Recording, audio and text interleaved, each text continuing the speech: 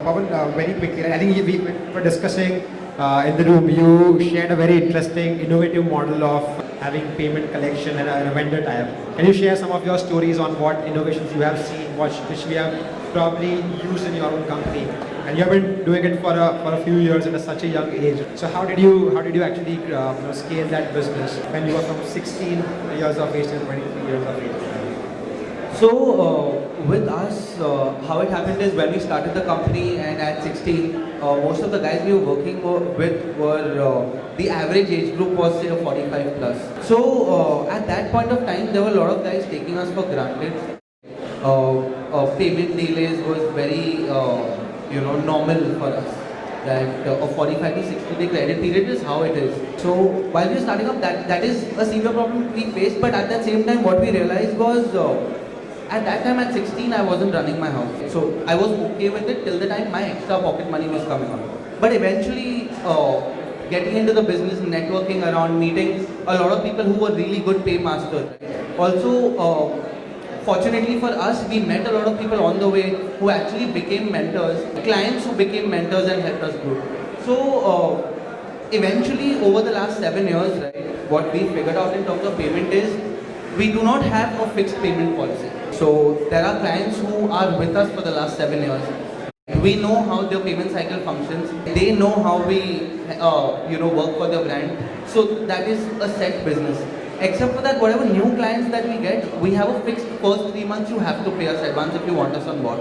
Now, I feel it is very important for a company to reach a level wherein now your clients want you more than you wanting that particular brand. So, over the last 7 years, being in the F&B industry only and working with so many restaurants across, we have developed that sort of a goodwill that certain brands who just launch or new people venturing into the industry, they want us to get on board before even the concept is incepted.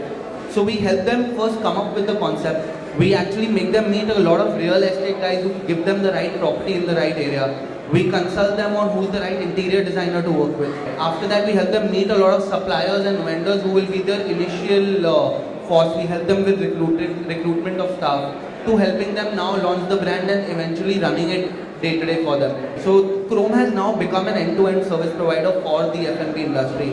And I have seen that growth in terms of the demand that I want Chrome to be with me. So that label has actually, I would say, has come to us say in the last 6 to 8 months, wherein people have actually, because of word of mouth and the kind of work we've been able to pull off, that need has come of them realizing on what is the kind of value we bring on board. So I feel if the work quality is good and if you're delivering on time as per the client's expectations, they do not mind paying you in advance. Yes, but I wouldn't say no to there have been a lot of payment defaults for the last 7 years.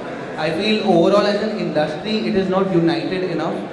So if we do not work with a certain brand because they haven't paid us, there are a couple of other vendors who are still ready to work with them to get initial brand goodwill out of them. So I think that is a battle that everyone is fighting across service industry. And the sooner I feel there are, I think, portals on a smaller level, on a micro level where you discuss industry, discuss payment patterns, which is, I see that happening, although it's going to take some time, but I think we're going to be there soon. That is going to help solve the problem a lot.